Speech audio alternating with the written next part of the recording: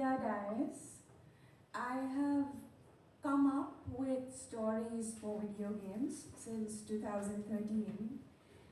And the thing about working on video games is essentially you put a thought or you put a wrapper around something that the player is doing, which is very close to life because any moment you are doing something and then your mind is giving you a wrapper over what you are doing in terms of the thoughts that you tell yourself or in the way that you interact with somebody else. Now, having seen this and having applied it in my own life, I realized that if the world was a game, then a lot of people were getting stuck in the clockwork of their conditioning and what they were being taught to expect. Taught to expect hard work, taught to expect pain, taught to expect somebody else telling you what to do, taught to expect that you don't know what is right because you do not have the power to decide what is right.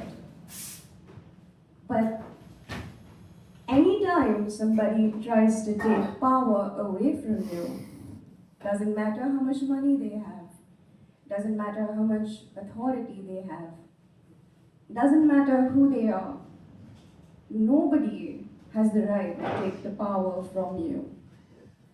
The power belongs to the people. It has always belonged to the people, and it will always belong to the people when people unite.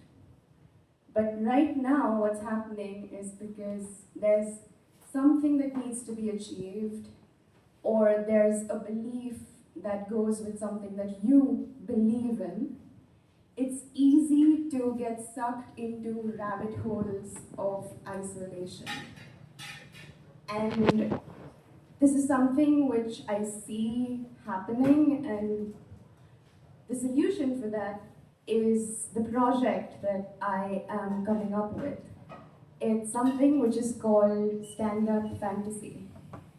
If stand-up comedy, if the stand-up comedy is one person, one mic, and the audience, stand-up fantasy is also one person, one mic, and the audience. The difference is that stand-up comedy talks about funny stories. It has comedy in it. A lot of the references that stand-up comedy uses are real. In stand-up fantasy, it's about imagining. It's about putting a layer over what is true so that you can actually explore the deeper truths of life together. If the duty of a stand-up comedian is to make somebody laugh, the duty of a stand-up fantasian is to make somebody imagine. Because when you combine human creativity with grit, there is actually no problem that you cannot solve. But the thing is, without reducing attention spans, with the number of people telling us what to do to make our lives more efficient, our ability to sit with ourselves and our thoughts and ruminate is reducing. And it is more and more important to be able to get these abilities back. Because the one thing that cannot be put down in steps, the one thing that even scientists currently do not know, is the spark of randomness that occurs in people's brains when they are being creative. So if at any point you're worried of being replaced for what you do, creativity in its pure form cannot be replaced, no matter what people say. And that's another reason why I want to, give people spaces to be creative, be silly, be ridiculous, get outside of the pattern. Yeah, and for me, I like cyberpunk, and I am an Indian immigrant. So I started working on this new book called Techno Devi. And one of the things in it is that there's this device called the thought viewer, which turns thought waves into electronic data.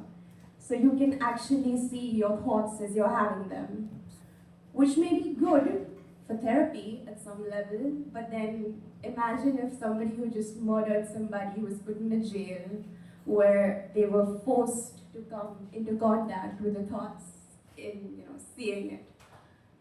So imagining stuff like this and, just bringing that alive is what I want to do with Standup Fantasy. And if you or anybody who likes writing fantasy would like to join me with this, I'm having a more elaborate introduction to this at the Library Square Pub this Wednesday, and it's at 7 p.m. So if you're all free or would anybody who's interested, would love to have you there. And thank you so much.